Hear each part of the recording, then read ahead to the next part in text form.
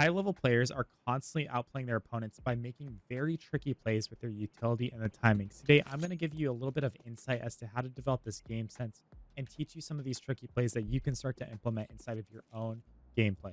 So go ahead and hit the subscribe button. Let's go ahead and hop into it. What this means is we are actually going to use our smokes to trick our opponent. I'm going to show you here on ramp on nuke what we can do with this. This, for example, is a play that you can run where we have been playing ramp pretty standard the whole game. We've been fighting, doing our thing, even falling off and dropping, but we are, want a little bit of more impact. We want to get into the round a little bit more. So what we're going to do is we are going to posture ourselves towards ramp and actually sit here and jiggle. And when we're ready, we're going to throw a smoke off the wall and push in front of it. And so here's a few things you can do with it. One, you can just keep walking because now you have tricked your opponent into thinking that ramp is now smoked off. There's nothing that can be happening, right? Oh, okay, ramp smoked.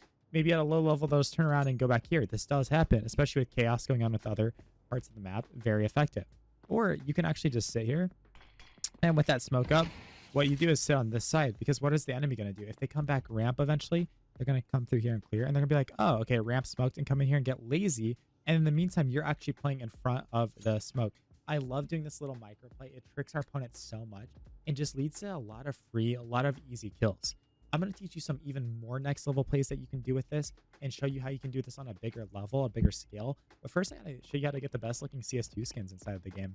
Thank you to the sponsor of today's video, SkinsMonkey. They are one of the greatest and easiest to use CS2 trading sites out there. You can swap out the skins you do not like for brand new ones that are so much more fresh. Even skins that are trade locked can be secured by adding them to your backpack. The greatest thing about the site is that you can buy skins for so much cheaper with a 35% deposit bonus when you use my code, CoJo. Make sure to check out the freebie section where you can get a free skin just by completing tasks. On top of the bonuses, you also get a $5 bonus when clicking the link in the description. All right, guys. So there's a few other ways we can implement this concept into our gameplay. I'll show you a trick play that we can do here on A site nuke. This is going to be involving our mollies. Mollies are very sick with this. What we're going to do with this is when we want to fake like we're mauling hut, maybe the whole game we've been throwing it, right? Where we just launch that thing through there. Awesome. We're mauling it. Cool. Great. We condition that. We're going to start actually throwing it on top of hut. Because what this is going to do is make it so that they still hear the molly land, but we're actually pushing in front of it and getting some easy info, some early kills on T side. Love making this play. It's so effective. It's so easy.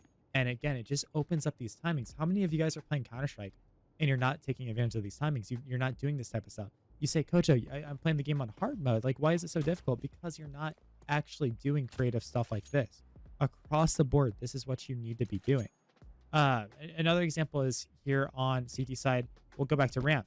Maybe you start to ramp and you notice that your teammate's starting to push through. This is something that you can even do to set him up.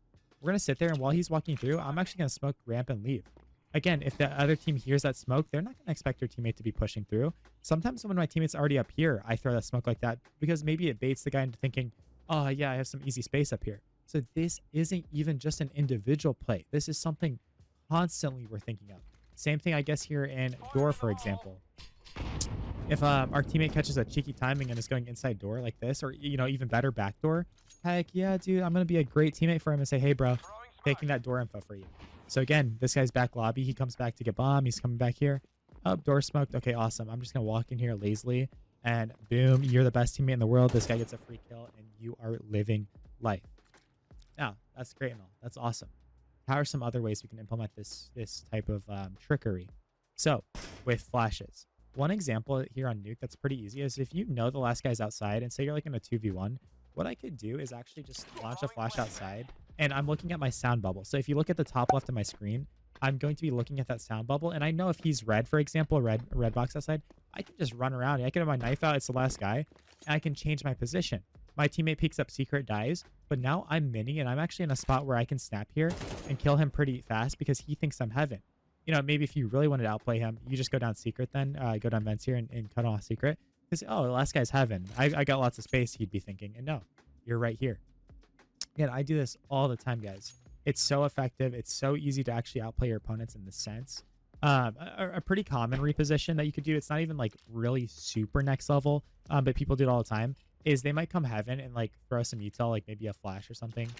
Boom, flashing out. Maybe they even shoot here. Boom, boom, whatever. And so with that util and with that pressure, they actually just silently reposition with their teammate's mini, for example. And what the T is doing the whole time, they're sitting here like, all right, man, peek me. I'm ready. I'm ready. You were pressuring me. Where you at? And it's just too good. It's too easy. And I feel like I've said that a lot this video because, again, this is stuff that I wish more people would learn how to do, but they just don't even think about it. They don't even understand that this is a thing that you can do inside of the game. So this will give you a leg up. This will give you advantage over everybody else. Try it out inside of your games. Let me know how it goes. Hit that subscribe button, and I'll catch you in the next video. Peace out.